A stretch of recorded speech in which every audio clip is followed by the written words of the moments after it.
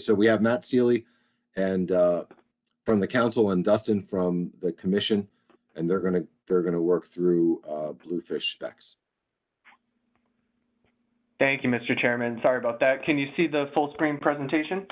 Yep, I can see it. It's all, you're up.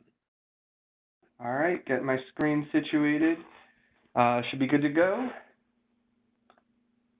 So thanks everyone for joining this morning. Excited to talk to you all through Bluefish. So let's go ahead and get started. This presentation, just a brief outline. I'll touch on the objectives of the meeting, management overview, stock status as a result of the updated management track assessment.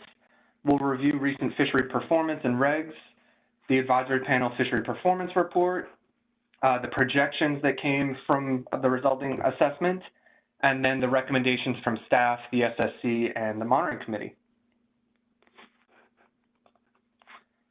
So today, our objective is to approve Bluefish specifications for 2022 and 2023. And this is based, again, off of recent fishery performance, the assessment update, on the water observations, and then any other factors influencing recent catch and landings. So the specifications process here, we're trying to develop a package for 2022 and 2023. And this process really started back in May and June when we met with the Bluefish advisors to develop the fishery performance report. That's their on the water observations, things that come in line there. Those recommendations and observations were then presented to the Scientific and Statistical Committee, where they developed acceptable biological catches, which accounted for scientific uncertainty. That recommendation was presented to the monitoring committee, where they recommended ACTs, ultimately the recreational harvest limits and commercial quotas, accounting for management uncertainty, various aspects there that I'll touch on. And it brings us today to the council and commission meeting, where we hope to approve these specifications. So regarding stock status, the last operational assessment was actually last month, July 2021. The stock is still deemed overfished, with overfishing not occurring. An important thing to note, next year, a research track assessment will be conducted, potentially going to revise the entire assessment, new reference points, all sorts of things will be reviewed. And that's going to inform the 2024 to 2025 specifications package. So something to keep in mind as we go through the presentation and hear about some of the other uncertainties associated with the fishery. Regarding fishing mortality as a result of the management track assessment, here on the y-axis you have total catch, and the gray bars represent recreational landings, discards, and commercial landings, so your total catch. The solid black line is the fishing mortality, and the dotted black line is F at MSY. And what you'll note here is that the 2019 F value equals 0.172. This is below our FMSY proxy of 0.181, thus overfishing is not occurring. And this is in the last 2 years of the time series. You can see we're below that line. So overfishing was occurring for some time, but now in the terminal years of this time series, you can see overfishing is not occurring. Now looking at the spawning stock biomass on the y-axis, in gray bars, we have recruitment, and you can see recruitment over time has stayed fairly consistent over the time series average with sporadic increases and decreases throughout the entire time series. The solid black line is the spawning stock biomass. Then you have a dotted and dashed line, the dotted line, SSB at MSY, and then the spawning stock biomass threshold. And in 2019, the biomass was around 95,000 metric tons, which is about 5% below our threshold there of 100,000 metric tons. Since we're below that threshold, the stock is overfished. So touching on some of the management measures here, this is the table in the advisory panel document. That document has the realized values from 2009 to 2020, but here just showing the most recent 5 years. For 2020, the ABC was 16.28 million pounds, with commercial landings at 2.16 million pounds and recreational landings at 13.58 million pounds. And this resulted in total landings of 15.7 million pounds. When you incorporate the commercial catch into there, Total catch was estimated at 19.93 million pounds, which actually exceeded our ABC by about 22%. And the regulations stipulate that a pound-for-pound payback is warranted in the next fishing year. I'll touch on this in a little bit more detail in a few slides. As most of us know, bluefish is predominantly a recreational fishery, with recreational catch accounting for greater than 90% of the overall ACL. And here from 2000 to 2020, total fishery removals have ranged from over 60 million pounds in 2010 to about 20 million pounds in 2018 and 2020. And over the past 10 years, you can see that fishery removals have been trending downwards. So transitioning into the recreational fishery, here we're presenting the 2020 rec landings by state. And if I can draw your attention to the harvest here in pounds, New York, New Jersey, North Carolina, and Florida all landed over 1 million pounds, making up the vast majority of those 2020 landings of 13.58 million pounds. So here showing the percent of total landings by weight. And within the recreational fishery, landings are coming predominantly from state waters. Blue represents those state water landings, orange representing the federal water landings.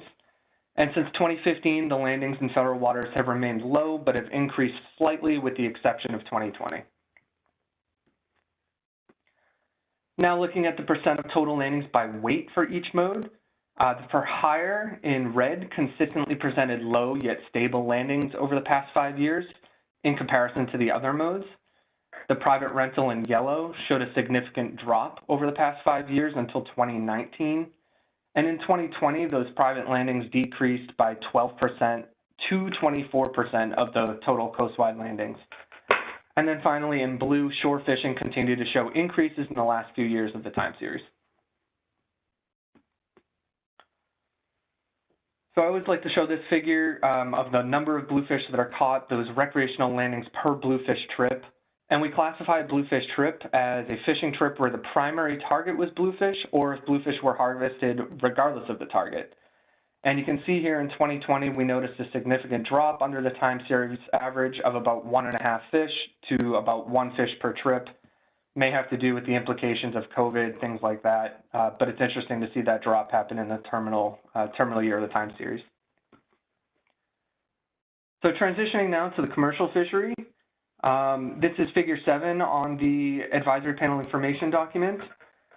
In 2020, in orange here, looking at the landings, about 2.16 million pounds of bluefish worth $1.84 million were landed. And in gray, the 2020 adjusted price per pound was 85 cents per pound, which is down slightly from 89 cents per pound in 2019.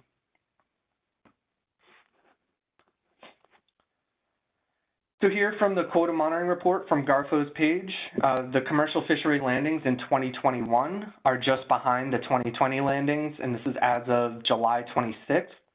And I do believe I've seen a few state-to-state transfers already come through. So keep that in mind as we're moving through this fishing year. And the commercial quota, again, here for 2021 is 2.77 million pounds. So now looking at the National Marine Fisheries Service statistical areas, highlighting those that each accounted for bluefish commercial catch. And this only includes the federally permitted vessels. And in this figure, you can see that the statistical areas off of southern New England, Long Island, and then the Delmarva down to North Carolina are the main statistical areas responsible for the majority of the commercial catch indicated through the VTRs. And then looking at landings by gear from the dealer database, we can see that over 50% of landings are coming from gillnet gear, followed by some unknown gear, otter trawl, hand lines, and then some other gear.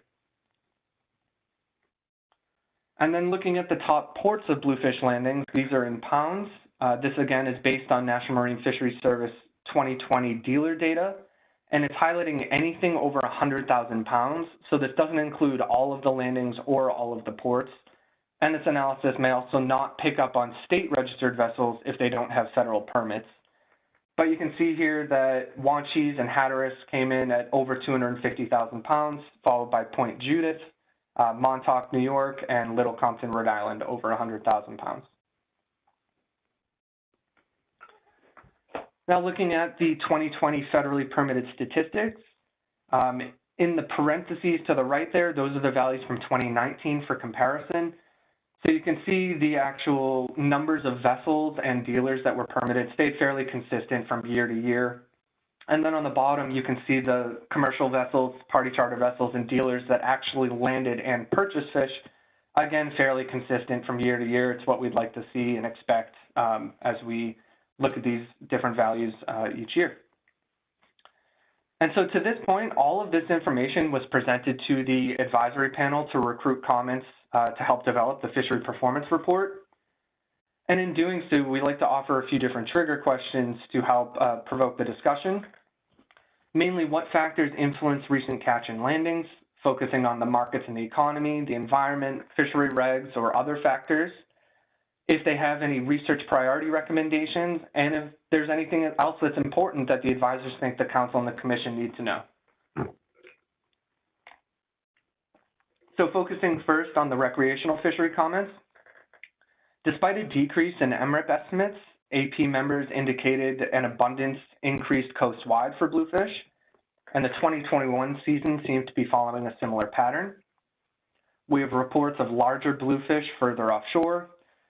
Advisors indicated in certain areas that they're experiencing a phenomenal bluefish year, particularly New York, New Jersey, and Massachusetts, and they are hypothesizing that this is tied to an abundance of bait. In North Carolina, they noted an abundance of small and medium fish are available, typically from shore and often used as bait. And then smaller bluefish, again, seasonally available from shore.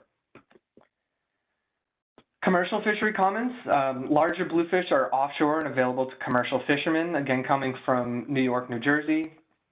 In North Carolina, they noted that commercial landings are down because inlets are often not passable, coming public comment here. If current trends continue, the commercial quota will be too low, especially given the reduction in the commercial allocation. And as noted by Florida fishermen in 2019 and 2020, they had difficult fishing years due to a lot of bad weather earlier in the season. Focusing on the market and the economic comments, prices remain strong in the New York market. The 2 to 4 pounders often brought in over $1.40 per pound. And when the weather is good, coming from Florida, prices vary from $1.35 to as high as just over $2. And again, the advisors continue to note that COVID-19 has greatly impacted the for-hire and commercial sectors, but that bluefish demand has continued to remain high. Regarding the management fishery regulations, the for-hire fleet continues to believe that the five fish bag limit is too low, and are interested in still pursuing for-hire sector separation through a framework or amendment as we continue to move forward. And then AP members, specifically from New York, are very optimistic of the future years due to the current abundance of bait. Regarding research and environmental comments, advisors continue to be curious about how harvest of fish in the south early in the season affects abundance in the north. They'd like to know more about better understanding bait abundance and the relationship with bluefish. And then they continue to advocate for regulations and management measures that remain stable. So all of this information was developed into the report, as well as some of the unknowns and uncertainties that are currently present in the bluefish fishery. So I just wanted to touch on those here before we get into the projections and then ultimately the staff recommendation. So you can see from year to year, we talk about discards. First, there are 2 estimates of discards still. For catch accounting, GARFO and council staff applies an MRIP estimated mean weight by year, state, and wave of harvested fish, and that's times the number of released fish and assumed 15% release mortality. And previously, the monitoring committee agreed that this estimate does not fully capture recreational fishery dynamics because this approach uses the mean weight of harvested fish and not our discards. And then the length frequency data suggests that released fish tend to be larger than those retained fish.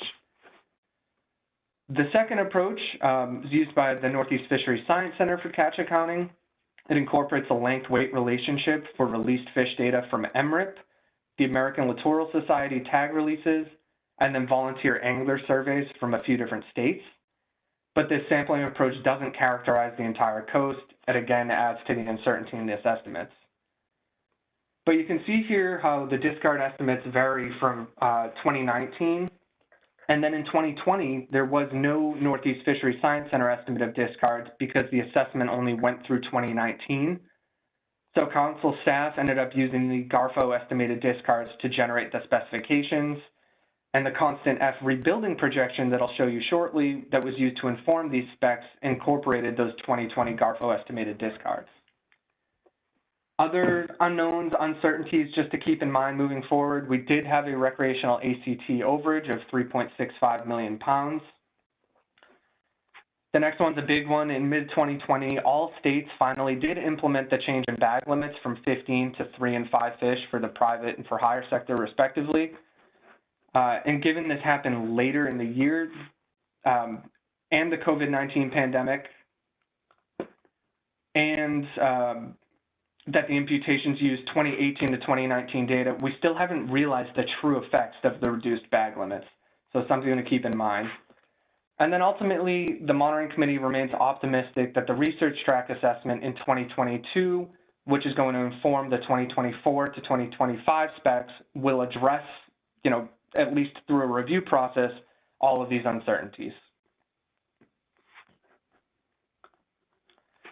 And before I get into the staff recommendation, I just wanted to touch on the projections. The council and board were offered 3 rebuilding alternatives through the Bluefish allocation and rebuilding amendment at the June 2021 council meeting. All the projections resulted in biomass hitting the spawning stock biomass target within the required 10 years. And the council and board ultimately approved the 7-year constant fishing mortality rebuilding plan that resulted in this projections table to the right. So this table helped inform the staff ABC recommendation for 2022 and 2023, which resulted in an ABC of 25.26 million pounds and 30.62 million pounds for respectively. And this is option 2 out of the staff memo. There were 2 options in there to try to account for some of the uncertainty. And option 2 treated the total catch value from this constant fishing mortality rebuilding plan as an OFL proxy instead of an ABC. And this is what allowed us to account for many of the uncertainties that are present in the fishery. And if it's okay, I'd like to kind of defer to Dr. Paul Rago, the chair of the SSC, to go through his slides here, touching on the SSC comments. So Dr. Rago, if it's okay with you, I can just flip ahead with the slides as you indicate. Okay, thank you, Matt. Can everybody hear me? Yeah, you sound good. Loud and clear, Okay. Paul. Okay, thank you. Yeah, appreciate the information to date, and I'll just add some of the comments that the SSC made during its deliberations in July. The first is that the SSC questioned the methods that were used for estimating the recreational discards and this disparity, as Matt has already noticed or presented about the volunteer angler data and the assumptions used in MRIP. This isn't really simply of academic interest, because if the MRIP data had been used in the assessment model, there would be likely changes in some of the assumptions and estimates that are derived regarding selectivity patterns in the model. So this is an important one that I think the SSC should is concerned about, and that the science and management should examine. The SSC noted some low recruitment estimates in 2019 and asked whether it was possible to distinguish between what has long been known in terms of spring versus late summer recruiting cohorts. Looking forward to the next benchmark for that. And then, as Matt noted, because of COVID and the short duration and with the new restrictive bag limits have been in place, it really isn't possible to determine anything yet. Next slide, please. The SSC spent a fair amount of time talking about the rebuilding schedules, and in particular, one aspect in terms of the risk policy was, how to treat the rebuilding F in terms of its implications for the ABC. By that I mean that you specify an average value that achieves rebuilding within a 7-year period, but it is sort of treated as the FMSY proxy in the sense that it now becomes the upper limit on which you can achieve a catch, and then it is reduced by the uncertainty. So in this case, the 0.154 F rebuild was treated as an FMSY proxy. So that was the reason that option 2 was the one that ended up being selected. So next slide, please. The SSC has a large number of terms of reference for each species, and in this case, one of the key determinations is the recommendation for the coefficient of variation for that OFL. That is, how uncertain we think it is, and what is the appropriate amount that should be held back in terms of overall catch. That gives you the ABC. For bluefish, one of the chief concerns, of course, is that it is dominated by a recreational catch. And also there's the consequence of potential increases in dead discards over time. So the model is heavily reliant upon the estimates of not only removals from the fishery, but also the measures of catch per angler success that are in. That's really the only index of abundance of the adult population. So we use the usual iterative approach for the P star, which is basically a stepwise application of the risk following designated removals. The SSC noted a number of key sources of uncertainty, which were related both to the revised MRIP data, which rescaled it, as Council and the Commission are well aware, over time.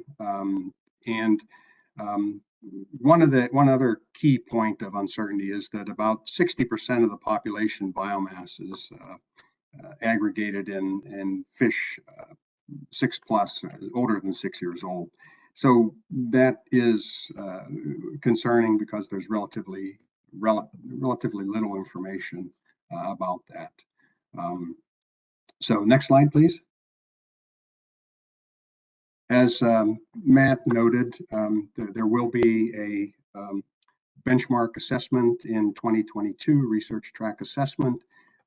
And of course, that hope springs eternal that a lot of these problems can be solved. And this was also an opportunity that the SSC took to sort of pile on in terms of a whole host of research recommendations that would ultimately benefit the resource and its assessment. So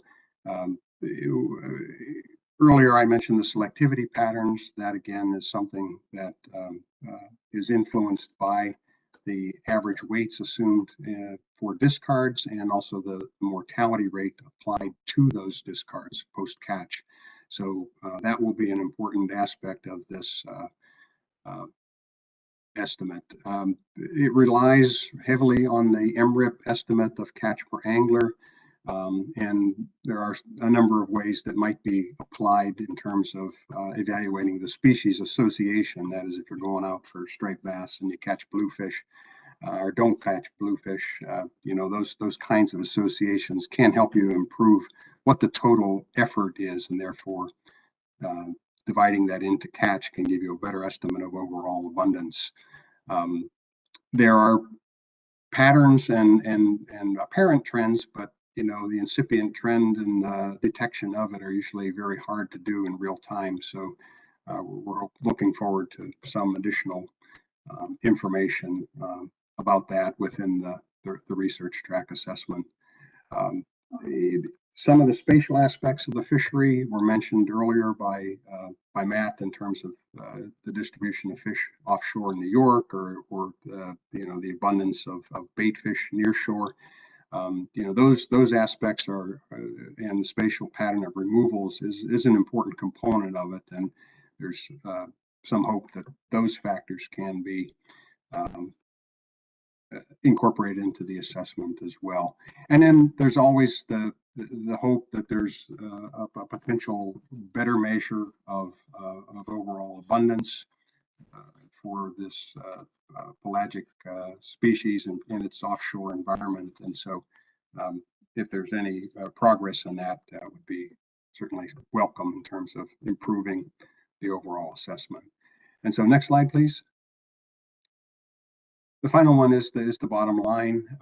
These are basically for the year projection year, the overfishing limits. These are going up slightly, even though we're in a rebuilding pattern. This is due to the increasing stock size and the application of the constant F over that period. So you can see slight increases in the ABCs that result from that. The probability of overfishing, 0.32 and 0.362 are functions of the council risk policy.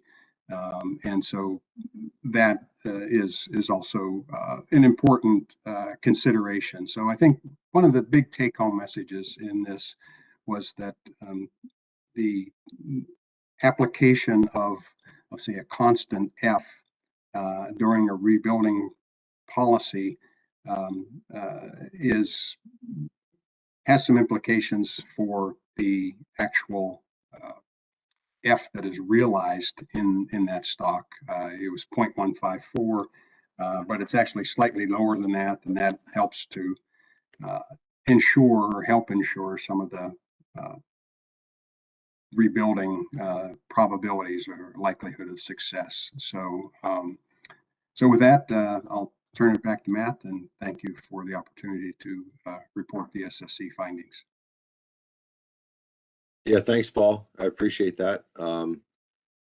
So yeah, Matt, if you want to go back to your presentation, after you're done, we'll take questions and comments. And, Dustin, also, if there's anything you want to add, I'll give you an opportunity from the commission side to add anything before we start taking questions. So go ahead, Matt.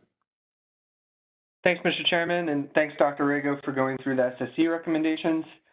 I do just want to draw everyone's attention here to the flow chart to the right that we discussed during the monitoring committee meeting. And you may note that this is the new flow chart that was approved through the Bluefish Allocation and Rebuilding Amendment. And we're advised by the regional office to go ahead and start using this flow chart as the amendment has been submitted to the regional office and is going through the initial ruling, and we're anticipating that will be finalized for the specifications process early next year. So you do have the sector-specific management uncertainty that was considered here, just something to keep note of. But the goal of this monitoring committee meeting was to ultimately recommend recreational harvest limits and commercial quotas for 2022 and 2023.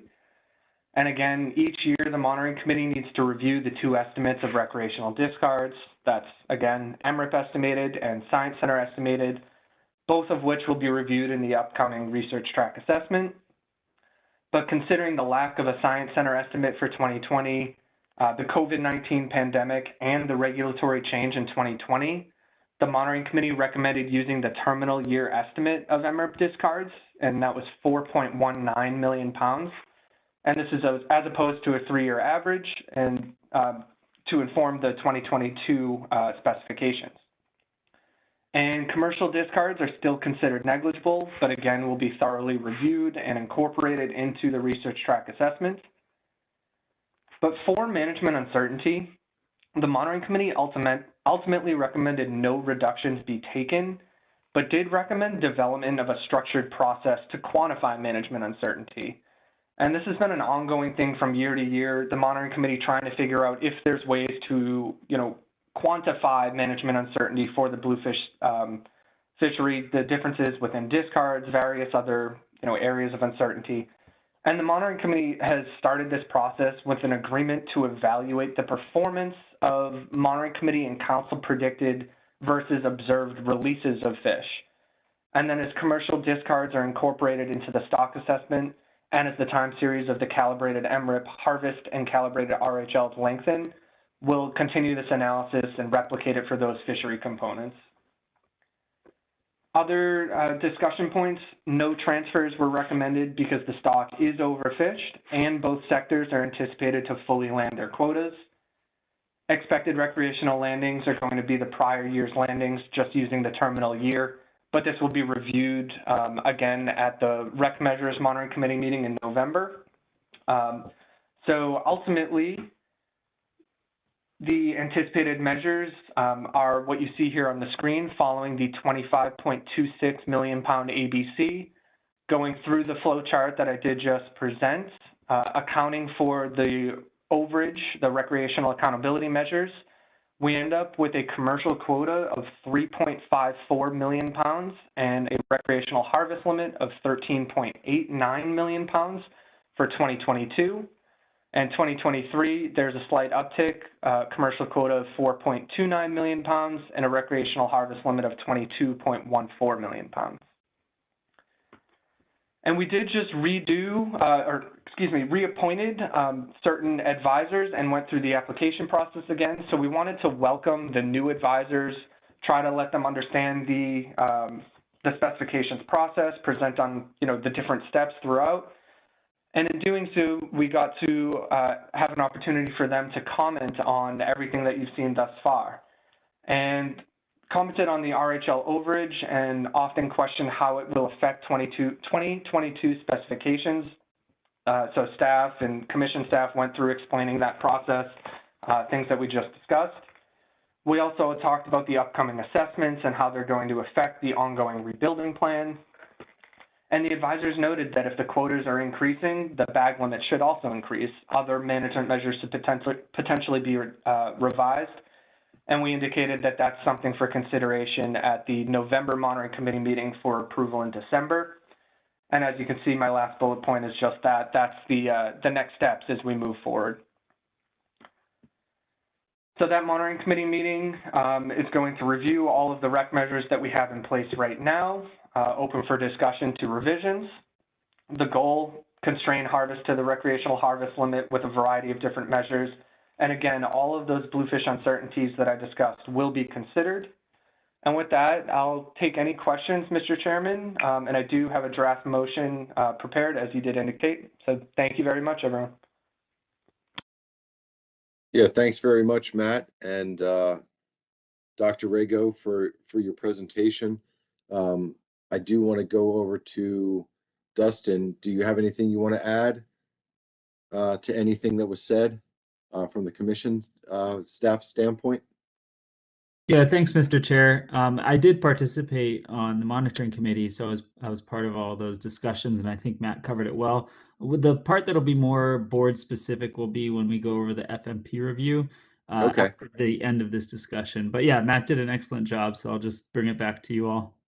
Okay, and so you'll handle the board side of the FMP review. That's going to be on you. Yep, it should be a very short presentation, just covered at Okay. the end of this discussion before we move on to summer flounder. Okay. Yeah. All right. So let me ask, let's see if does anyone have any questions for Dustin, Matt, Dr. Rago? I see a couple hands. It's a little bit different system here. I'm going to start with Dewey Hemmelwright. I got you up first. Go ahead, Dewey. Thank you. Thank you there, Mr. Chair, and Matt, for the presentation. Matt, I'm not sure the slot. Well, it's not a slide number. Can you go back to the commercial landings by gear and the unknown part, where 24% of the catch is unknown, and that's from a VTR? And also in the future, it might help if you put numbers by the slides to give people a reference to go back to. So my question is, how do you fill out a VTR and a VTR is filled out and you don't know the gear? I'm curious, how is that submitted as a successful VTR with a spot not filled in?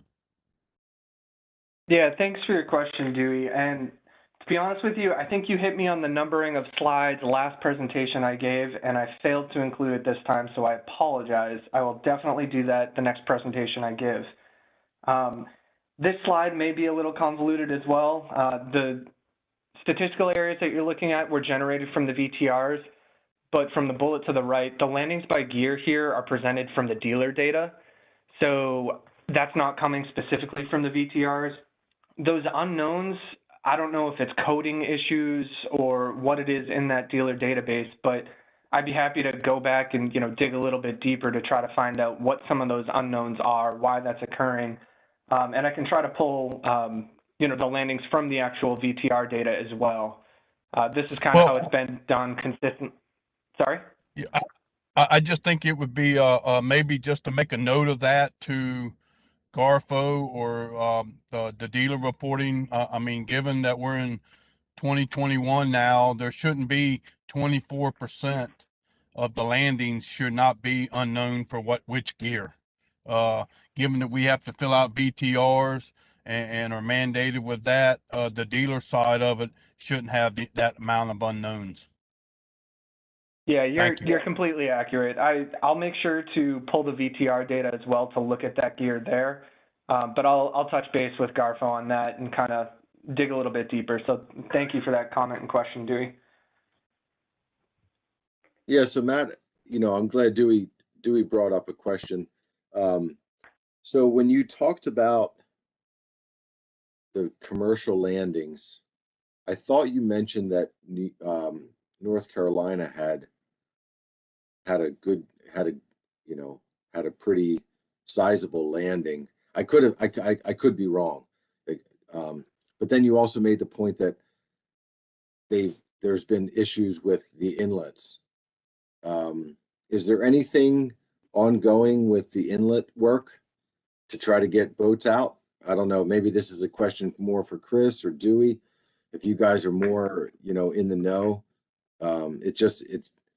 it's disappointing that if the fish are there and you just can't get out of the inlet. Is there anything ongoing within the state or with the Corps of Engineers that might be able to get you guys out there?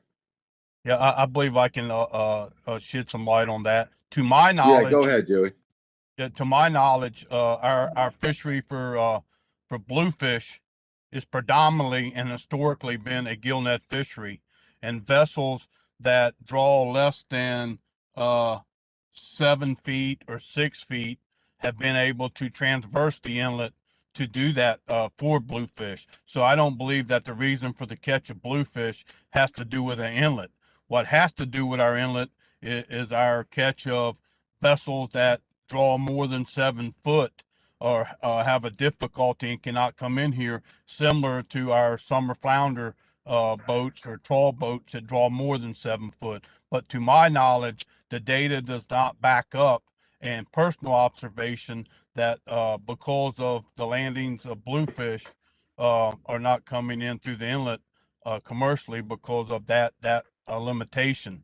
I do know that we have constrained our catch through different ways, particularly to the bluefish quota and the lack of available more quota. So we're constrained in numerous ways, but particularly the bluefish and gill netting, as long as the vessels have draft of today like less than 7 foot, and in the wintertime, I believe it's been passable. That hasn't been the case. Thank you. All right, thanks for that, Dewey. I see Chris Bat Savage's hand up. Chris, did you want to add something to that? Yes, thanks, Mr. Chair. Dewey covered a lot of it. Just to add to that, not only do our commercial bluefish landings come from the ocean, they also come from our estuarine waters, mainly Pamlico Sound. So those landings won't really be impacted. Those fishermen will be impacted by the problems with the inlets. Yeah, I think Dewey covered the issues with probably Oregon Inlet the most. I know Hatteras Inlet's been particularly problematic, really mostly in 2021, but probably previous years where a lot of the gillnet boats couldn't get out in the ocean. But as Dewey also mentioned, due to the low overall quotas and challenges in getting quota transfers, we've constrained our fishery with pretty low trip limits where we didn't have trip limits in past years. So, thanks. All right. Yeah, I appreciate that, Chris. That insight from North Carolina. Let me go back to my list. Next, I have Michelle Duvall, and then we'll go to Ellen Bolin after Michelle. Go ahead, Michelle. Thank you, Mr. Chair, and thanks, Matt, for the presentation. Just, one question, well, first a comment and a question. So I was glad to see when I was reading through the briefing materials that the monitoring committee, was recommending a structured development of the structured process for trying to assess management uncertainty, starting with that retrospective on the recreational estimates. I guess I was curious, and maybe just to confirm, so, was part of the basis for the monitoring committee not recommending any adjustments to, either the, commercial or recreational ACTs due to those discards? Did that have to do with, there was discussion in the briefing materials about the 2020 recreational harvest estimate for bluefish and how, it included imputed data, and that the regulations, a lot of states were unable to change their recreational bluefish regulations until later in the year. So was it the sense that from the monitoring committee that, that 2020 recreational harvest estimate was potentially, biased a little high, and that's why, did that play into, the decision to not adjust anything for management uncertainty? Yeah, great question, Michelle. Thank you. Definitely played into the discussion there. It was, mainly tied to all of the uncertainties that you just hit on, and not really having a quantitative approach right now at that meeting to make those adjustments, not knowing the best way to account for those uncertainties.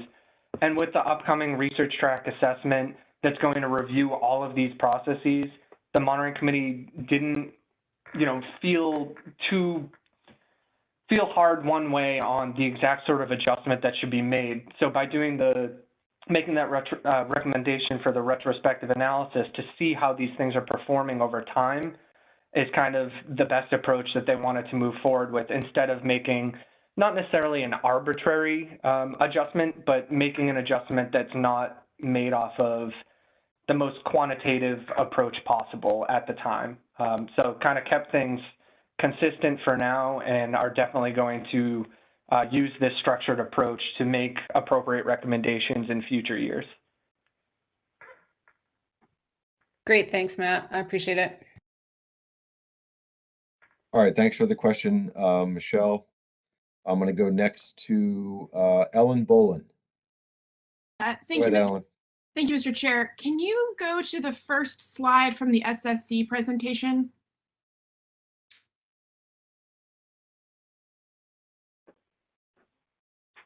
Next one. Sorry. The one right after this. Yeah, that. So I had a question on the last bullet here. So it says failure to include scientific uncertainty through the direct application of FRebuild. Does this mean that by using FRebuild as the FMSY proxy, we will avoid possibly overfishing between 2022 and 2028? Or is this just flagging that even using FRebuild as a proxy, we still run the risk of overfishing between 2022 and 2028? Thanks.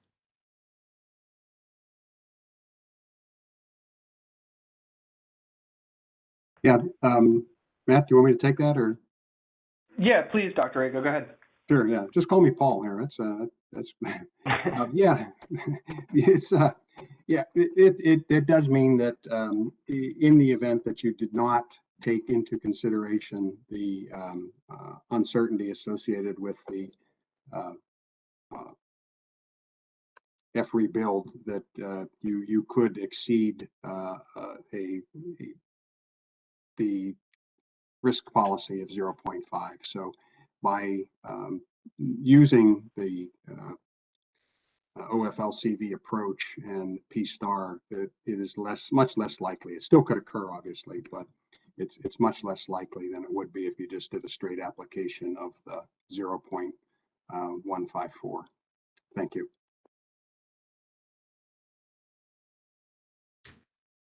Great, thank you for that. All right, thanks for the question, Ellen. Did you have a follow-up, or are you good with that?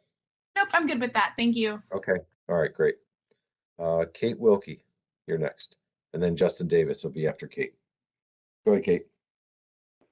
Thanks, Mr. Chair. I did have two questions, but Michelle asked my first one, so that's great. And I just want to say that I fully support that structured approach and retrospective analysis to get a more quantitative method to estimate the management uncertainty. So on to my second question then is, in the meeting materials and in Matt's presentation, he gave three reasons that all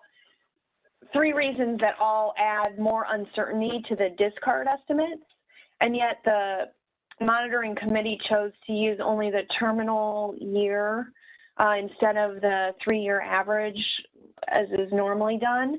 And I would think that using an average might buffer against uncertainty in that 1-year estimate. And so I was hoping that maybe, Matt, you could just explain, or somebody explain a little bit of that rationale. Yeah, thanks for your question, Kate. So this is an interesting point, and typically the monitoring committee does go forward with a 3-year average to try to smooth the understanding of what those estimates are. But because we had no science center estimate for 2020, we had, the disruption due to COVID, and then specifically the regulatory change in 2020 that potentially caused a different sort of understanding of what discards would be. The monitoring committee recommended just the terminal year. So by averaging it out, we wouldn't really understand what the discards were in 2020 because 2020 was a sort of different year. So trying to hone in on the specifics that were related to these uncertainties is the main reason why the monitoring committee just went with that terminal year. Does that kind of answer your question, or did I confuse you a little more? No, I get it. That helps. Thanks, Matt. Okay, thanks. Sorry, Kate. Thank you. All right, thanks, Kate. Ellen, I still see your hand up, and Kate, your hand's still up. If you don't have anything more to add, maybe you can put your hands down. I'm going to go to our commissioner from Connecticut, Justin Davis. Go ahead, Justin. Thank you, Mr. Chairman. Thank you, Matt, for that presentation. Great job as always. I apologize if I missed this, but I just wanted to clarify the 2020 ACL overage has already been accounted for in the recommended specifications we're looking at for 2022. And depending on the answer to that, I may have a follow-up. Yeah, thanks for your question, Justin. The table on the screen is a clear, representation of that. You can see the AMs. If you can see my mouse, I believe you should be able to. 3.65 million pounds was accounted for in the 2022 fishing year only, not in 2023, resulting in the final commercial quotas and RHLs.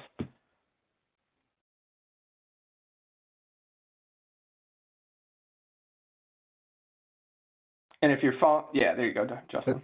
Thanks, Mr. Chairman. Okay for a follow-up? Let's go ahead. So I guess. Yeah, go ahead, Justin. All right, thank you. So my question is, I know the 2020 data, MRIP data are preliminary. They're based on, imputation of 2019 data to fill in missing values. My understanding is that at some point there will be a reassessment of that 2020 data using 2019 and 2021 data to impute the missing values. My question is, will there be any opportunity, or is there any need to assess at any point the actual level of the overage with the final 2021 data? I know there's no way we can get there until sometime in 2022, but before that November meeting this year when we're going to be considering recreational measures, for 2022. Will there be any opportunity to reassess any of the 2020 data using 2021 values? Thanks for your question, Justin. It's a great question, something that we have discussed, but not in a ton of detail yet. Obviously, as you mentioned, it depends on when that data is available for 2021, all waves and everything.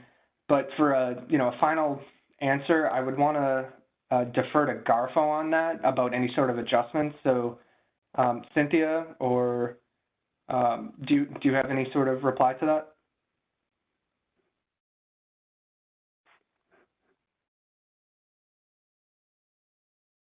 Can I chime in, Mr. Chair? Sorry. Oh, absolutely. Yeah. Okay. Cynthia, if you're there, go ahead. Sure. It's my understanding that the numbers that we have right now, imputed or just what we're working with from MRIP and everything, we're to treat them like final numbers for 2020 as we have.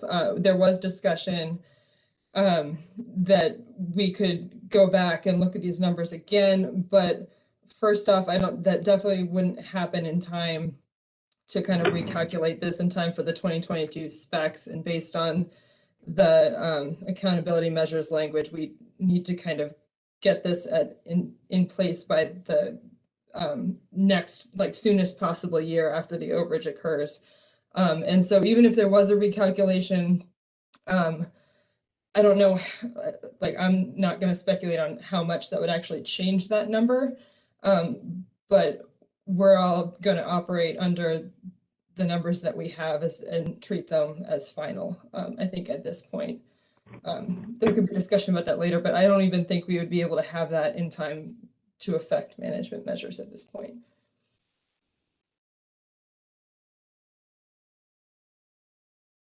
All right, thanks for that.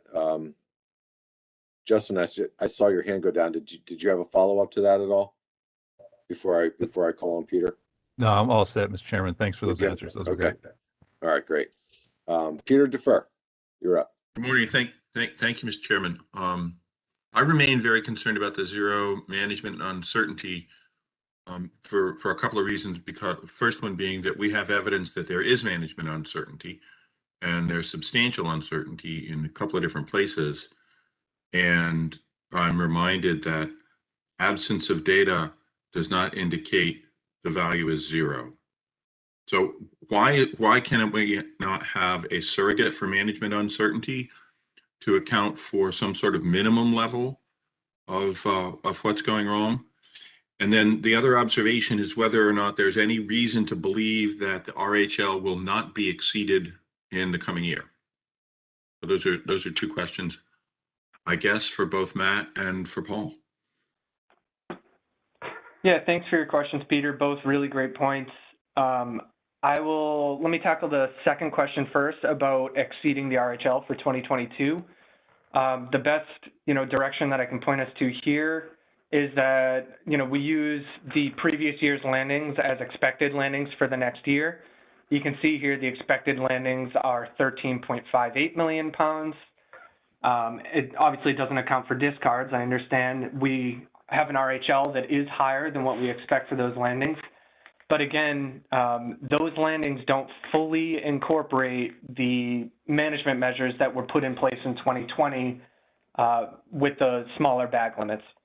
So, the numbers are very close with discards. We're over. So there is an understanding that things could change there. This is definitely a discussion that the monitoring committee is going to have in November with ultimate presentation to you all in December. But regarding your second question with management uncertainty, the council and board do have the authority to recommend something if they would like, a further reduction. But again, the monitoring committee did recommend zero because quantitatively at the time, they weren't, 100% on the best way to do things. As you indicated, not having data is a source of uncertainty, and really, what the adjustments should be was a difficult decision. So that's why the monitoring committee did go forward with this retrospective sort of analysis to better understand these things in the future. And then again, we have the research track assessment coming up next year that's going to inform the next specifications package So with so many uncertainties, so many moving parts, not a true way at this point to quantify what the uncertainty would be. I think the monitoring committee recommended, the status quo approach with revisions on the mechanisms to quantify management uncertainty in the future. So without being more or less arbitrary in how we estimate these, the recommendation again was 0. But curious to hear if you have a follow-up to that, Peter. Thank you, if I might, Mr. Chairman. Yeah, I remain unconvinced, particularly in the context of the last several years of the downward trend, which is actually longer than just several years. The long-term trend for Bluefish is not positive, and it's not encouraging. And the fact that we have limited ability to implement actions that were taken a couple of years ago does not give me any reassurance. And I still remain concerned about zero management uncertainty in the light of the fact that we have demonstrated and documented uncertainty. And the future analysis is not going to help us today. So I remain concerned and would consider recommending a 10% management uncertainty for further reduction. I'm thinking about it. So I'd like to hear if Paul has any insight into this. Yeah, thank you, Peter, and thank you, Matt. Yeah, I think everyone's on the right track in terms of quantifying that management uncertainty with respect to its magnitude. And when you compare expectations with the realized values, that's what you projected versus what is realized or observed. That's a good start in terms of making that step. So in terms of the magnitude, I think at this point it would not be possible for myself anyhow, or scientifically, to derive something that would withstand a peer review type comparison. But I think Peter, you're you're correct. You are dealing with a less controllable system. The efficacy of measures are products of human behavior and responses to those measures. And we don't have designed experiments. So using some empirical comparisons is a helpful first start. But I can't attribute any particular magnitude of that uncertainty at this point. Thank you.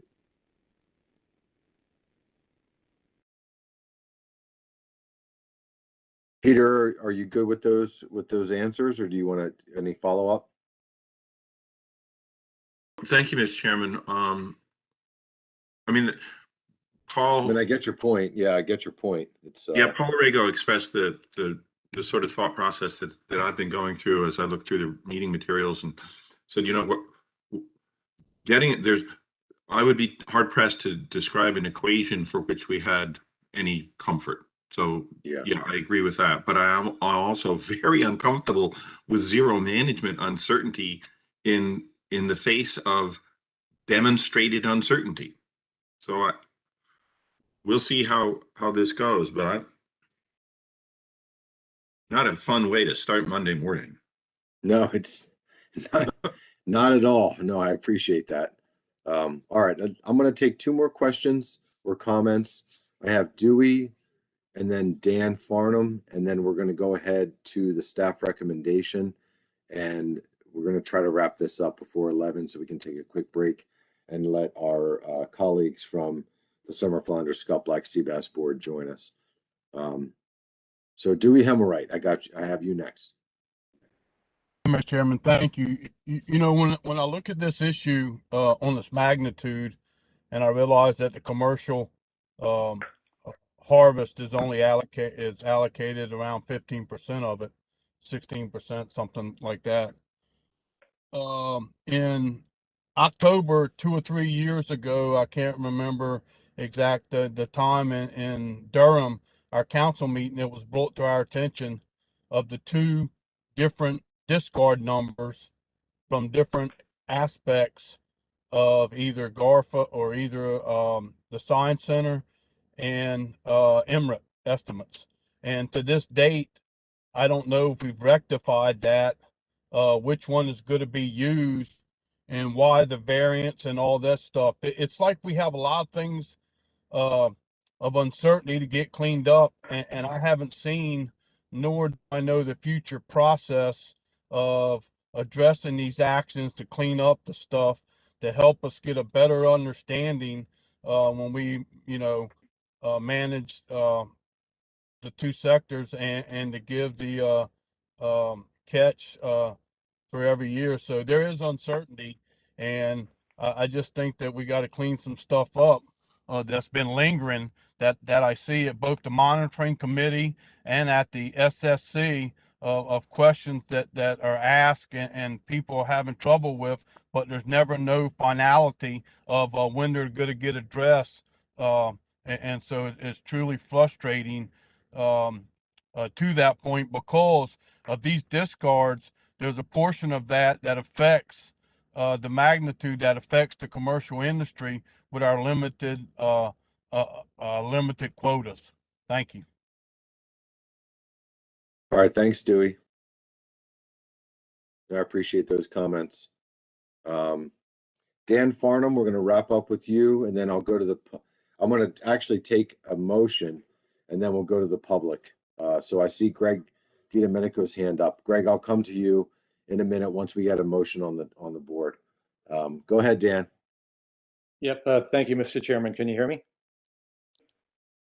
Yeah, loud and clear. You're good, Yep. Dan. Yep. Very good. Thank you. This is going to be a question for Dr. Rago. And unfortunately, I'm going to go along the same lines of concerns here with uncertainty. Dr. Rago, in your slide presentation, there was two bullets that concerning MRIP data. One was the concern about the revised data was an important source of uncertainty, and there was one statement there. It might have been on the next slide. Going forward, you'd like to compare the historical correction of MRIP estimates for bluefish with other species to consider their plausibility. The question one is the concerns about MRIP data for this fishery, is it more accentuated because, I guess it's more accentuated because it's largely a recreational fishery, but also, are you concerned, are your concerns just about the bluefish MRIP estimates being corrected, or is it about all four species? Yeah, thank you, Dan. It is a bit of both. The one of the concerns with respect to checking the pattern with respect to other species is related to the fact that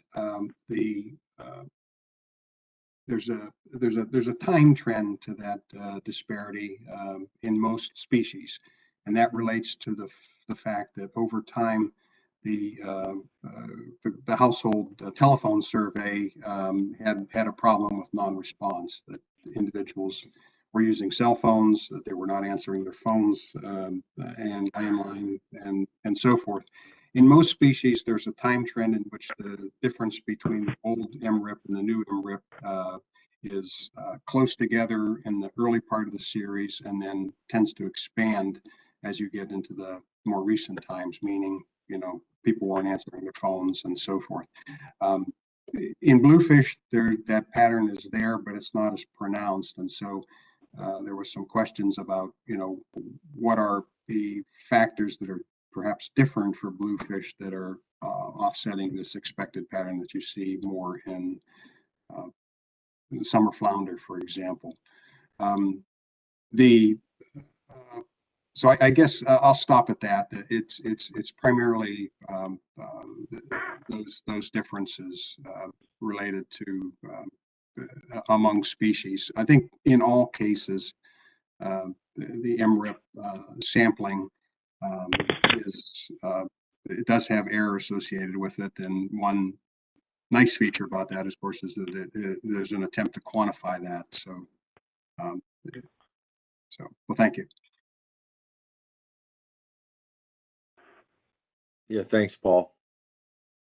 Dan, did you want to have a follow-up on that? No, I'm all set, Mr. Chairman. Thank you very much. Okay, okay, great. All right, what I'd like to do now is go back to Matt. Matt, you said that you had a staff recommendation in the form of a motion that, you know, we need to set specs today. So there has been some discussion around the uncertainty with management uncertainty. This does not include any type of calculation for management uncertainty, but I'm going to ask the board and the council, whoever wants to, if there's someone out there that would like to make this motion, I'd like you to read it into the record, and then I will ask for a second so we can discuss it. If you want to raise your hand, I'd be happy to call on you. Anyone from the board, anyone from the council? We're going to take like motions from both management bodies. Joe Semino, I see your hand up. Do you want to make this motion on behalf of the board? Yeah, Mr. Chair. I mean, And the council. Yes, exactly, right. I'd like to get the discussion started and do that on behalf of both the board and council. Okay. Yeah, can you read the motion into the record, and then I'll ask for a second? Yeah. Move to adopt based on the council preferred rebuilding plan and SSC monitoring committee recommendations, the 2022 and 2023 Bluefish ABC of 25.26 million pounds and 30.62 million pounds respectively. This results in a 2022 commercial quota of 3.45 million pounds and an RHL of 13.89 million pounds. For 2023, this results in a commercial quota of 4.29 million pounds and an RHL of 22.14 million pounds. All right, thanks, Joe. So Joe is making this motion on behalf of the council and the board. I'm going to look for a second on behalf of the council. Does anyone want to second this motion? Joe, if you could put your hand down.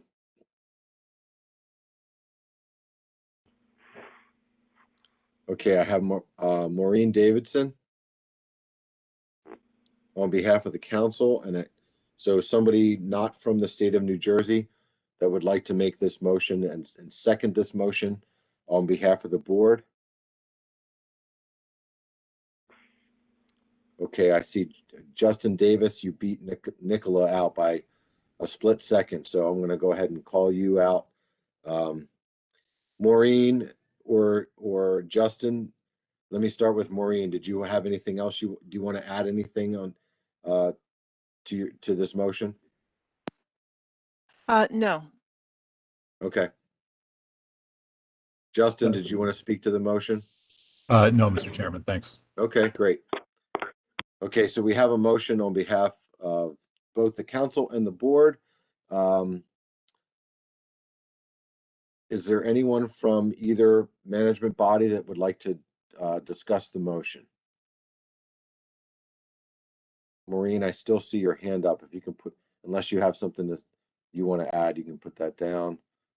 Greg, I'll come to you in a second. I just want to ask the board and the council first.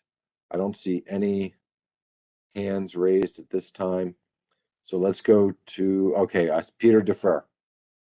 Yeah, Mr. Chairman, thank you very much for recognizing me. I'm still formulating this, but I will be recommending that I guess it would be, I'm not sure, it wouldn't be a substitute, it would probably be an amendment to add a management uncertainty into the RHL, but not the commercial. So I'm going to be working that out. So after we hear from Greg, maybe I'll have something specific. Thank you.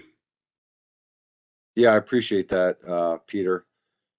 You know, and I understand your point about management uncertainty. Let me ask, maybe I'll ask Matt and Paul. So based on the science, based on the monitoring committee and the SSC, there was no recommendation, right, for management uncertainty? That is correct. Okay. And that's been the case for quite a while now, right? From what I remember? Yeah, I don't believe if any reductions have been made, you know, in the past 5 years or so, Okay. if even longer. Okay. Okay. Thank you. Thanks for that. Okay, so I do see Tom Fode's hand, Commissioner from New Jersey. Go ahead, Tom.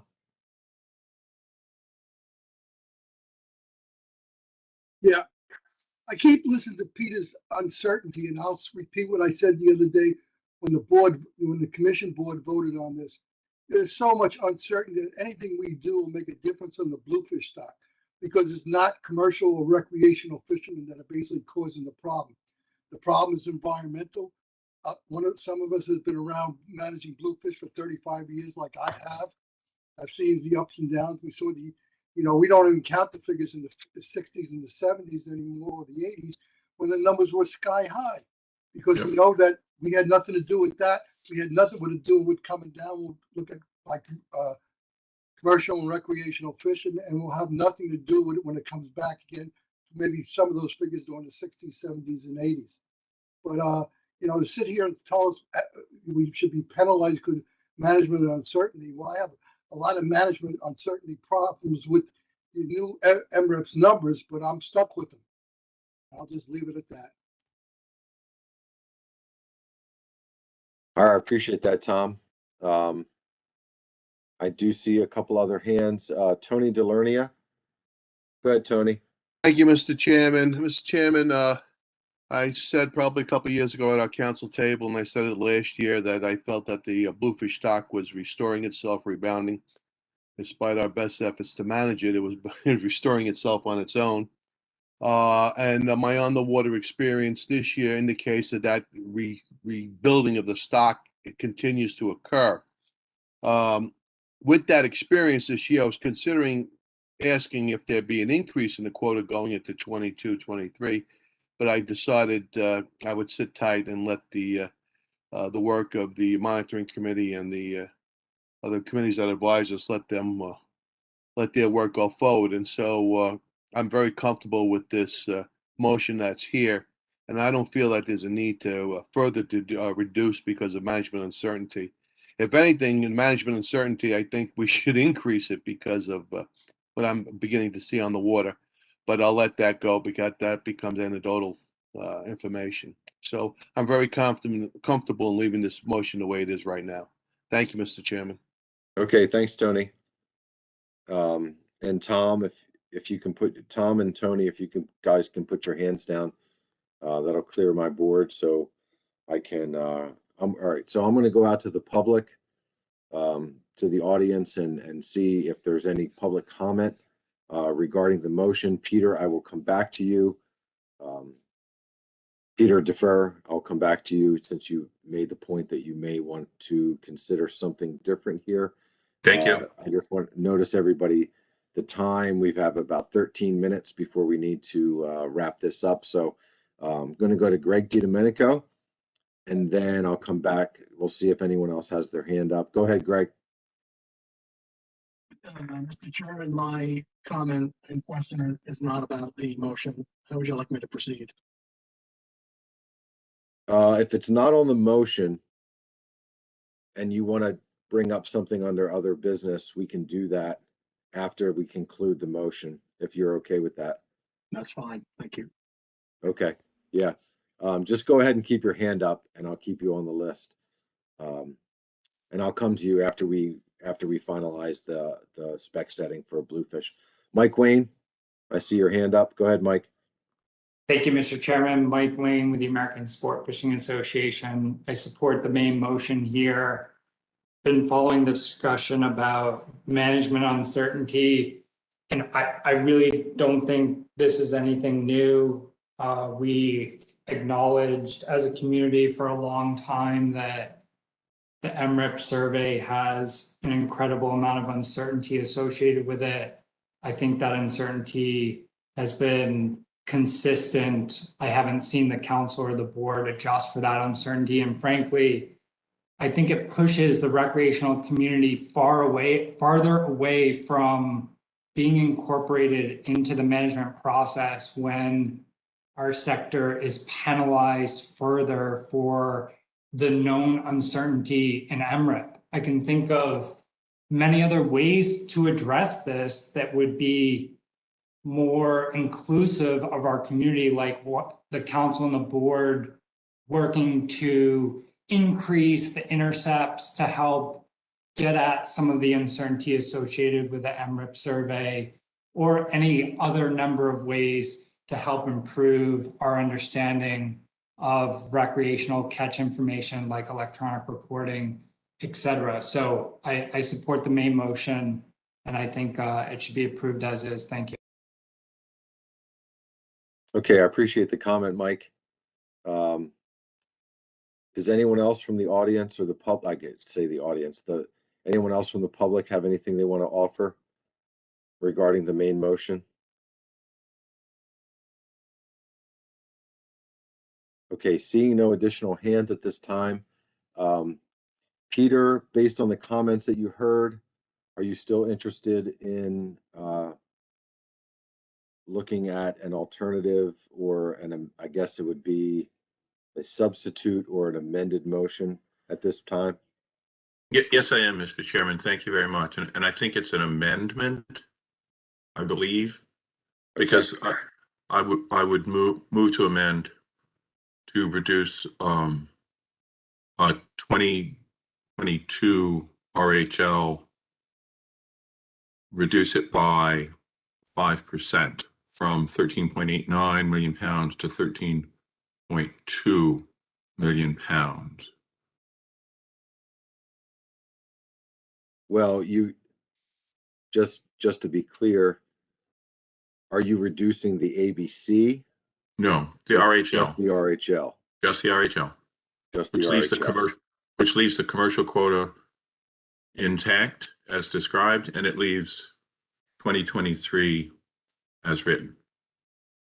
And 2023 would be the same, okay?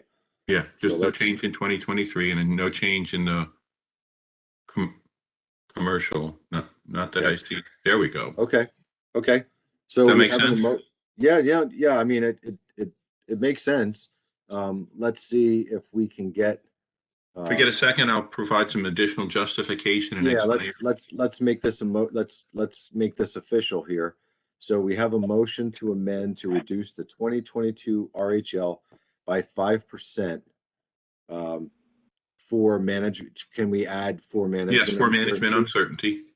Yes. Okay, I think that would make it a little more clear as to why it's being reduced. So we have a motion on behalf of the board, on behalf of the council, by Peter Defer. Mr. Chairman? Yes. This is Matt. I apologize if I'm out of order here. I just wanted to clarify one thing on the motion first. Is that okay? Of course, yeah. Let's make it right. Hi, Matt. So I will need to confirm with the regional office here, but regarding the flow chart that we have, I don't know if you can technically account for management uncertainty at the RHL level. It would have to be at the ACL level. So if you don't mind, I'd love to go to the regional office to see if they can comment on that, please. Yeah. Thanks for that. Okay. That's why you guys are the experts. We can get ourselves in a lot of trouble.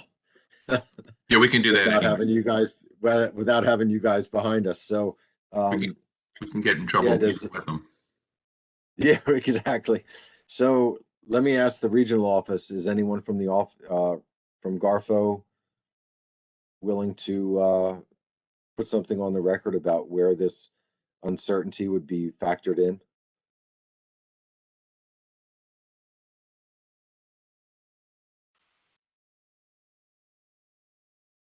Mike Pentney, I see your hand. Go ahead, Mike. Yep, thanks, Mr. Chairman. Yeah, I mean, that's correct. The flow chart describes where the management uncertainty should be accounted for. So the maker of the motion may want to consider perfecting or rephrasing the motion such that the 5% that he's envisioned would be deducted from the recreational ACL and accounted for in the calculation of the recreational ACT. I think it would accomplish the same result that Yes. the maker of the motion is striving for, but be factually correct with the flow chart. Okay. But so, yeah, I think that's a good idea. Thank you, Mike. This is Peter. Thank you, Mr. Chairman. So if we could do that. Yeah, so how do you want to perfect your motion, Peter? So that would be for a second. off of the 21.73. Yes. That's correct.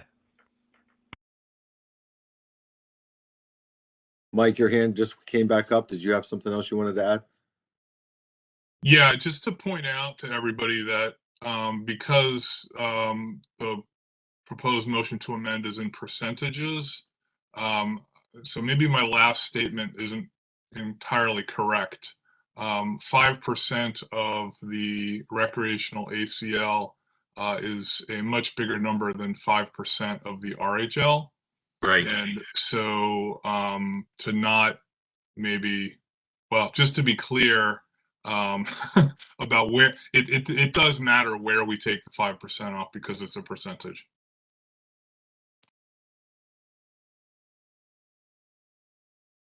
Okay, Right. that's a good point. All right, so I Right. guess I'm going to turn back to you, Peter, to try to figure out how this is going to be.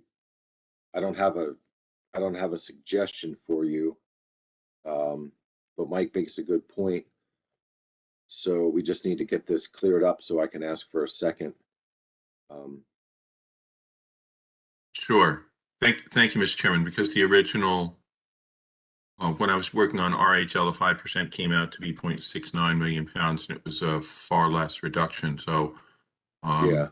and the point here is to get an action on the board that indicates that we recognize that management uncertainty is real and needs to be accounted for, which suggests a smaller percentage would be satisfactory for that purpose. So we'll go to 1% as a nominal percentage. If that's it's easier to do it by percentage, if I am correct. Is that right, Matt? Yes, that's correct. I'm trying to calculate this quickly here for you. Just give me 1 sec. And if someone else could verify. Looks like 0.2173 million pounds to me. Sounds good. Could be 1%, but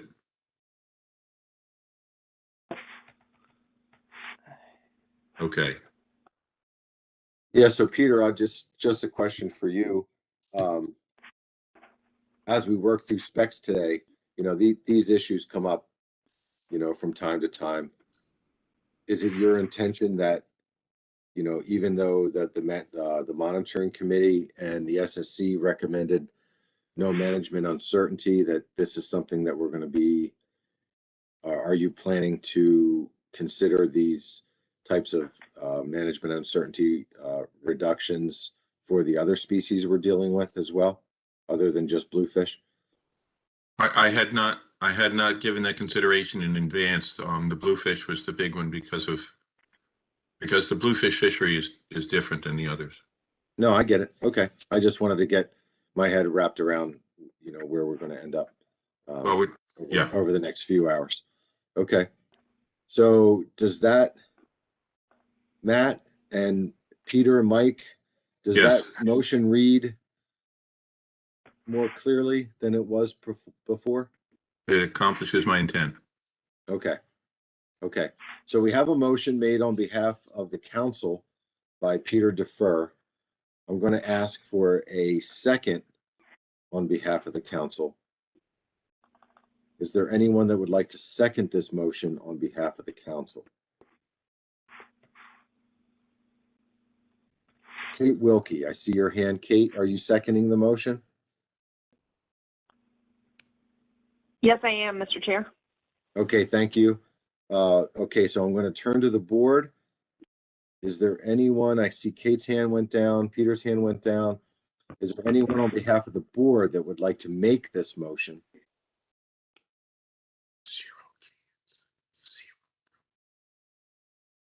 Anyone from the board that would like to make the motion?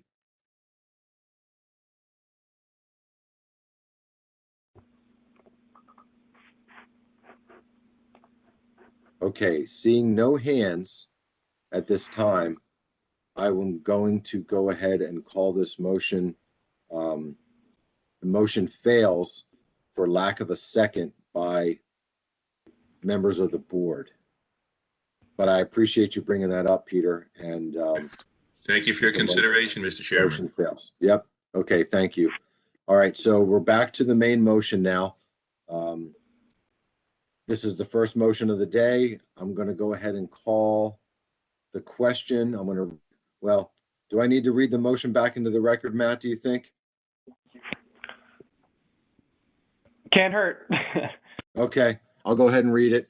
And then I'm going to call the question to the council. Mr. Chairman, before you read it, could I inject one point of order on the last comment? Of course, Adam, go ahead. It is my belief that there was no motion by the board. It wasn't for a lack of second by the board. Just to clarify, there was no motion for the board, I believe. Thanks for, I always count on you, Adam, to find all the little details. Yeah, so there was no motion, it fails for a lack of a motion by members of the board. I'm sorry. Yeah, I said second, but it was a fail for a lack of a motion. So thank you for that, Adam. Okay, so I'm going to read the motion into the record. I'm going to call the question to the council, and then Chris, I'm going to turn it over to you to call the question to the board.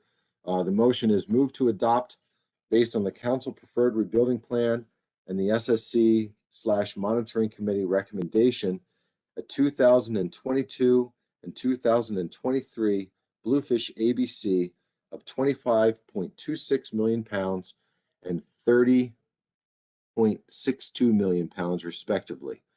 This results in a 2022 commercial quota of 3.54 million pounds and an RHL of 13.89 million pounds for 2023.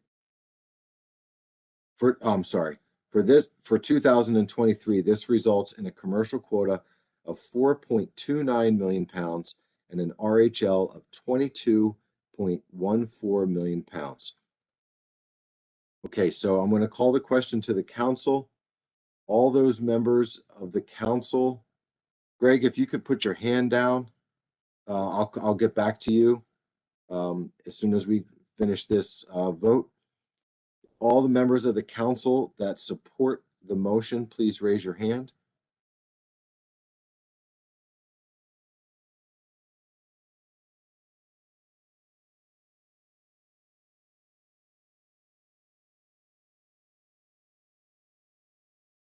Give me 1 second. I'm going to count these names.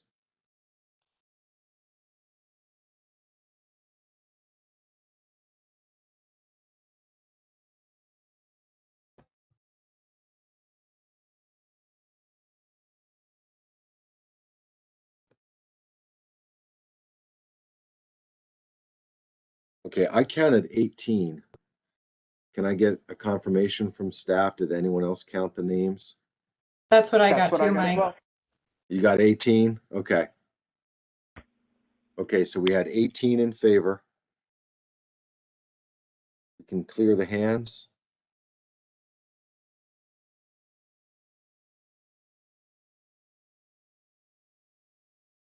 Okay, all those opposed to the motion, please raise your hand.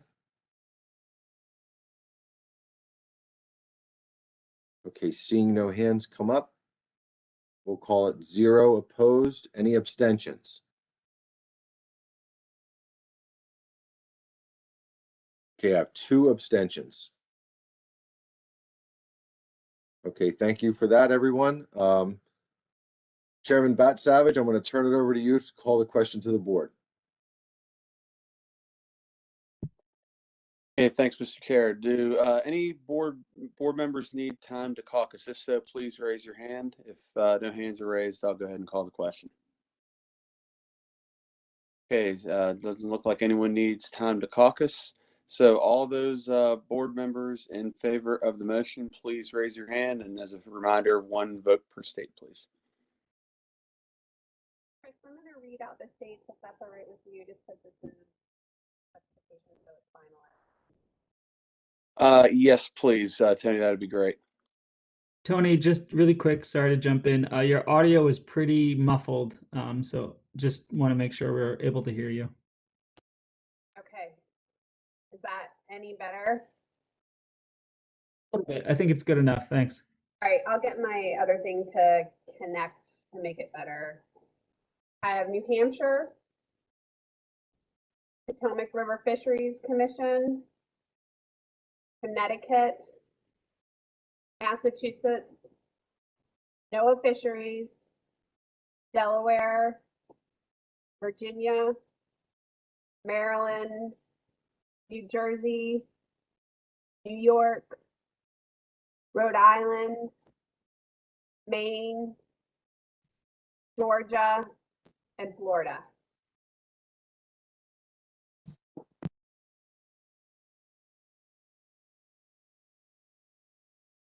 I was just counting, double counting. So 14 is what I have, Mr. Chair. Okay, 14. Okay, great. All those opposed? I'll wait for the hands to clear first.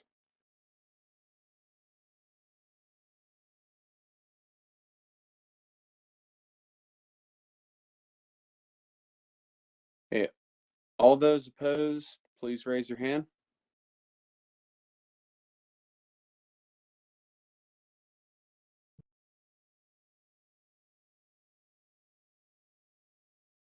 No Okay, I don't see any in opposition.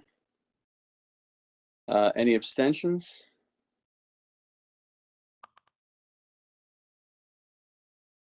Okay, no abstentions and any null votes. 0 null votes. So the motion passes the board.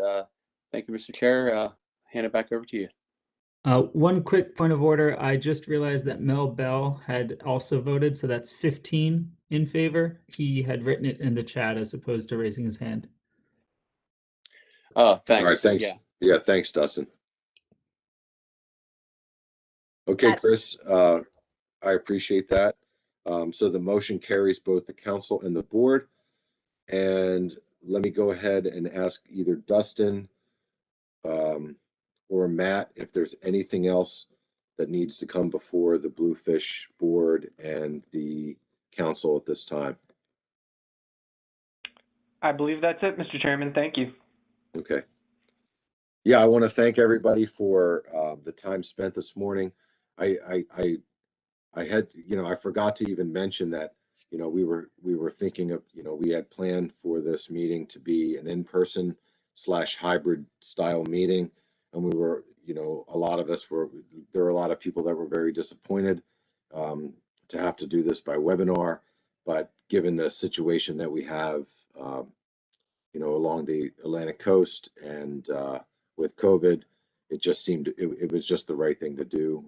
Leadership decided not to bring this together as a hybrid meeting. So I really hope to see all of you sometime soon. But I appreciate the Bluefish board and your contribution to this discussion for today. I'm going to take let's call it maybe a 10-minute break. Let's come back at 11:15. Yep, go ahead. Somebody's have something to. Yeah, go ahead, Dustin. This is Chris. Did you I'm want sorry, to Chris. cover the FMP review? Oh, right. I'm so Bluefish sorry. FMP. Yeah, I totally forgot that. I apologize. Yes. So I'm going to turn it. We were going to do a quick FMP review. I'm going to turn it over to Chairman Bat Savage for that. This is a board only action. And then as soon as that's wrapped up, we'll go ahead and take a few-minute break and let the Summer Flounder Scup and Black Sea Bass board get themselves online and be ready for the rest of the afternoon. I'm so sorry, Chris. I forgot all about No problem, Mr. Chair. I appreciate the extra time to go through this. So without any more delay, go ahead and hand it over to Dustin to present the FM peer review state compliance report. So Dustin, whenever you're ready. Thanks, Mr. Chair. If we could make myself a presenter, it looks like it's grayed out at the moment.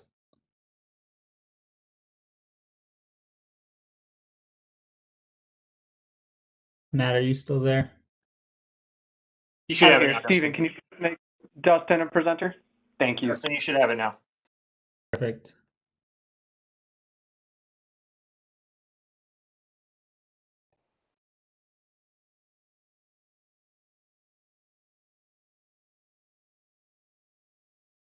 All right, how does that look? Looks good. Looks good.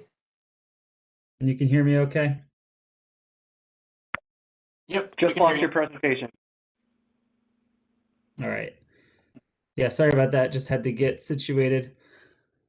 So as the chair indicated, I'll be covering the Bluefish FMP review of the 2020 fishing year. So here we have the overview of the 8 components of the annual FMP review for Bluefish, which was provided in the briefing materials. However, since Matt already covered much of this information during his presentation, I'm going to skip ahead to the compliance requirements and the plan review team recommendations.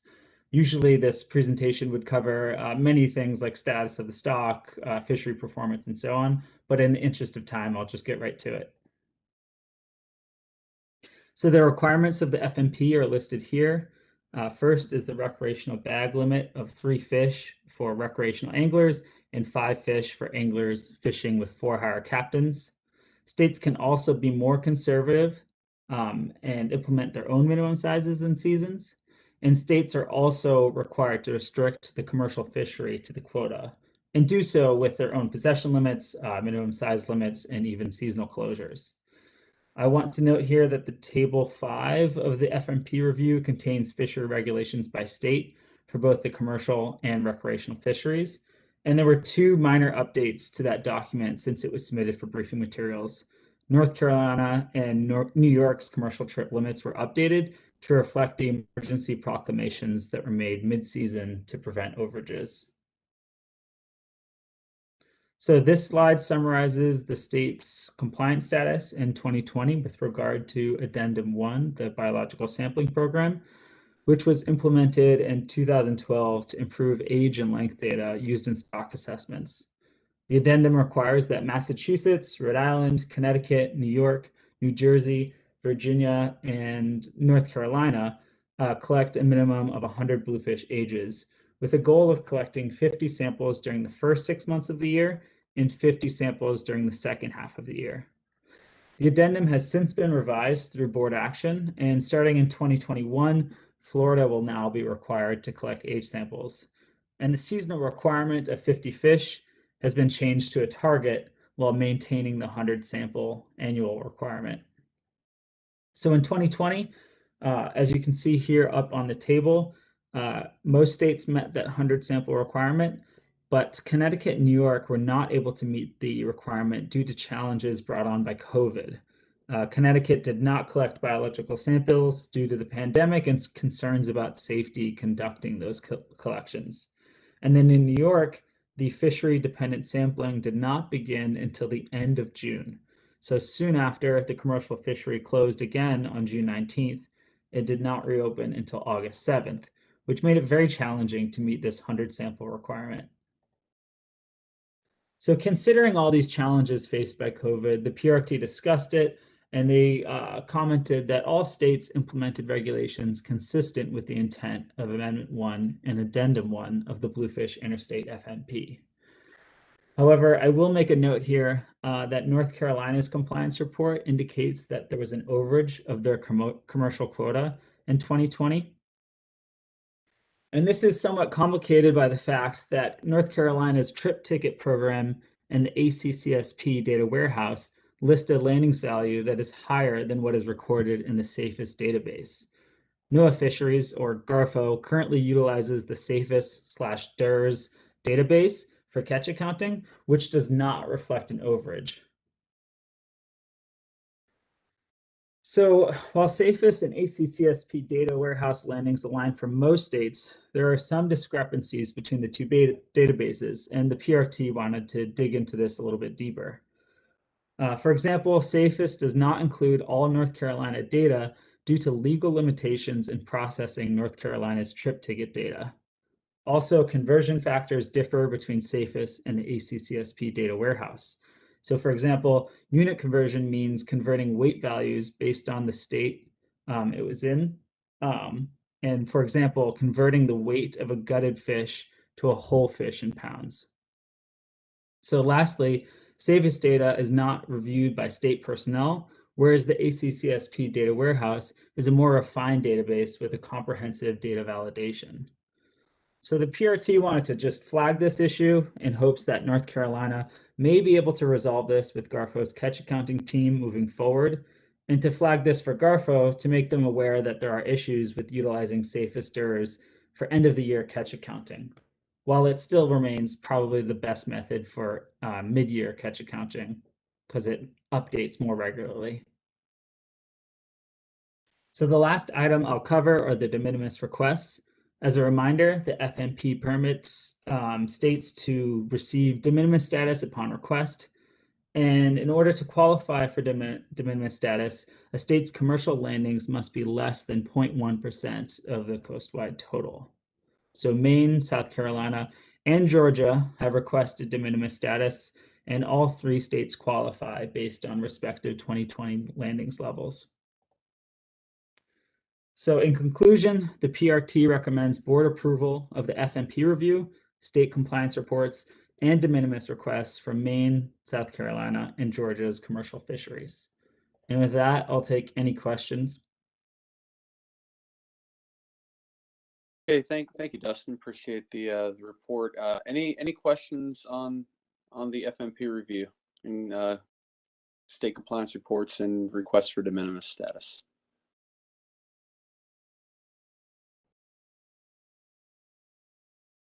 Okay, seeing no questions. Dustin, do we have a draft motion prepared to approve the FMP review, state compliance reports, and de minimis requests? Yeah, we can pull that up. I believe Matt Seeley, if you're still there, you have that.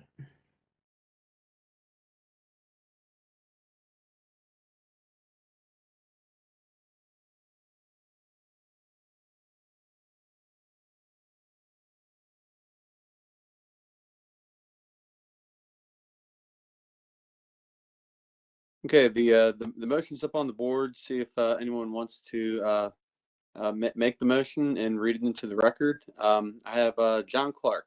John, would you like to make the motion? Yes, I would, Mr. Chair. Okay, great. And if you don't mind, if you could please read that into the motion for us. Sure. Too. Move to approve the Bluefish FMP review for the 2020 fishing year, state compliance reports, and de minimis requests from Maine, South Carolina, and Georgia. All right, great, thanks. I got a few hands up for seconding the motion. Mike Luisi, do you want to second the motion? I'd be happy to, Chris. All right, Thanks. All right, great. Thanks for that. Any discussion on the motion?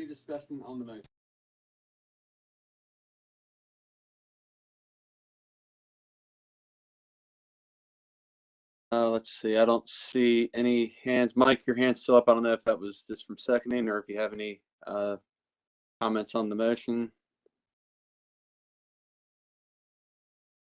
No, I'm trying to put it down right now. I don't have anything to say. Okay, great. All right, thanks for that. Okay, well, is there any opposition to the motion? We'll try to do this the easy way.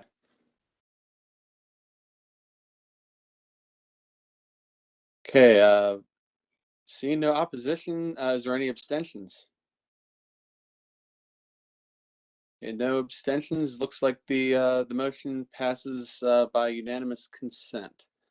So I think that covers everything for the board specific business for Bluefish. Is that correct, Dustin? Yep, from my end, that looks good. Glad we were Okay. able to cover that so quickly. Yeah, thank you. Appreciate that. And And Mr. Chair, if it's okay, before we go to break, I do know that Greg DiDomenico had his hand up, a Bluefish related question earlier. And if we have time, I was going to see if Greg wanted to ask that question before we adjourn the joint meeting with the council and Bluefish board. Yeah, that works. I was just getting ready to say the same thing. I got about a dozen text messages as soon as we were getting ready to break, forgetting to call back on Greg when his hand's not up. It's better when he's back in the back of the room waving at me. But I totally it slipped my mind. So, Greg, if you have comment you want to make and other business before we break, time's yours. Thank you, Mike. Can you hear me? Yep. Just a question for staff, specifically for Matt, if he could put up the flow chart again.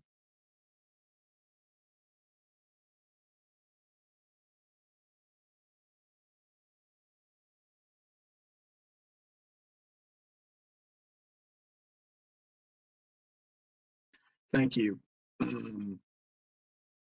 Matt, you can hear me, right? Can it be larger?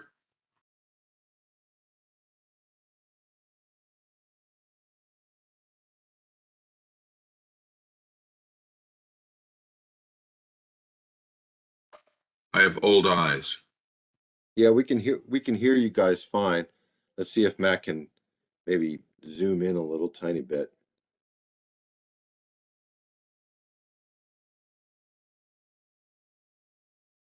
I don't have my glasses on me right now, but I can, if I stand back far enough, I can see it okay.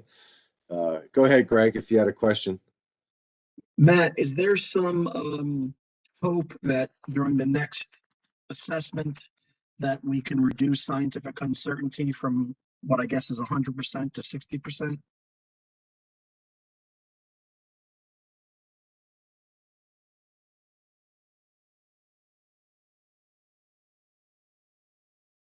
Matt, if you're speaking, you're on mute. I apologize. I was speaking that entire time and getting the screen up. Sorry about that. So yes, Greg, great question. Thank you. That will definitely be something that can be discussed at the next assessment, but it's definitely best for discussion with the Scientific and Statistical Committee, as they're the ones that recommend the OFL CV bins. So I would, urge you to participate in that meeting as well when they're having that same discussion. Okay, sure, will do. Second question.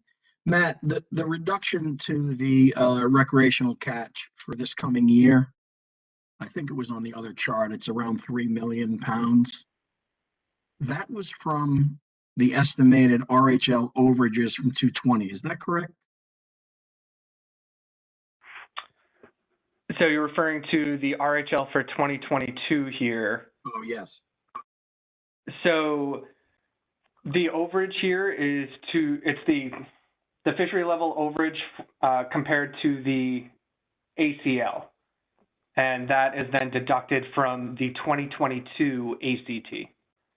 Okay, and is that specific reduction is that reduction a specific requirement of the Bluefish FMP only, or do the other demersal fisheries share the same requirement? Thank you.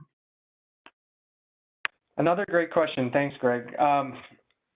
This kind of goes to the Omnibus AM's ACL amendment, and that spans obviously all of our species, but I think there are specific requirements if you go to the regs, the ECFR, that hit on, aspects of rebuilding, those sorts of things. So the adjustment that we do have here is particular to the regs for Bluefish, but again, the key difference is that the stock is overfished. So that would have been a judgment call on your behalf? In terms of if the AMs were implemented or not? If the fishery wasn't overfished, what would you have done? I believe, I got to turn to Garfo on this, but I believe that the AMs still would be triggered. See, the regional administrator has his hand raised. Okay, and so I guess I'll pose this to Mr. Pentney. That this is not required or contemplated in the other demersal FMPs. Is that correct? Mr. Chairman? Yeah, go ahead, Mike. Yeah, please, if you can help with helping Greg out with his questions, that'd be great. Yep, thanks. So the key reason that this is happening this year with Bluefish is, as Dustin just said, the stock is considered overfished.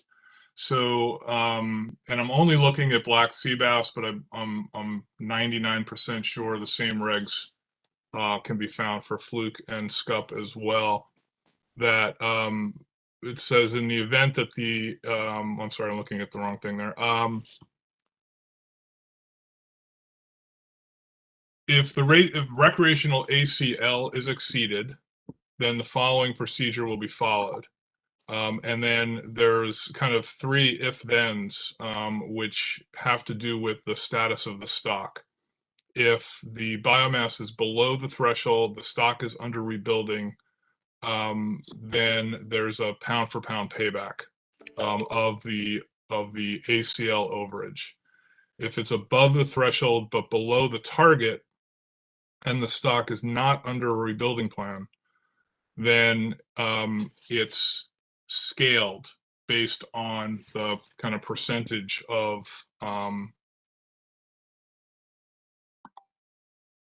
sorry, if the stock is not in a rebuilding plan, then the following AMs apply. The recreational ACL has been exceeded, then adjustments to the measures will be made in the following year.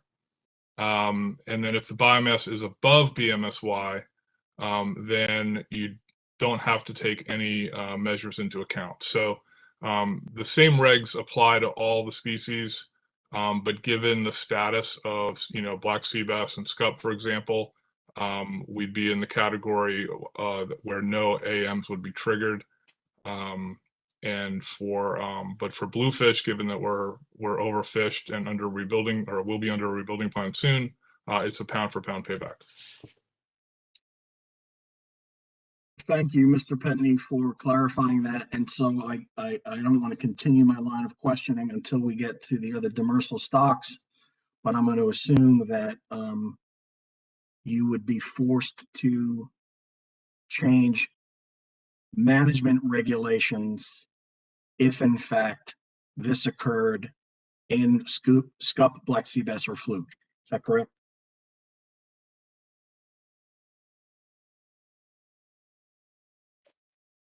So, Mike, there's a difference between requiring a change to the management measures and making an adjustment to the recreational, the RHL stemming from a payback.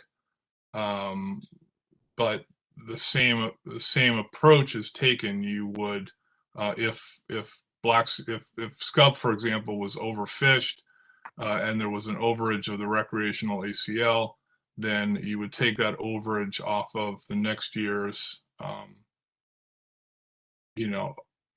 and that would reduce the recreational harvest limit for the coming year, which may drive a change to the management measures, but the management measures would not necessarily need to be changed, which is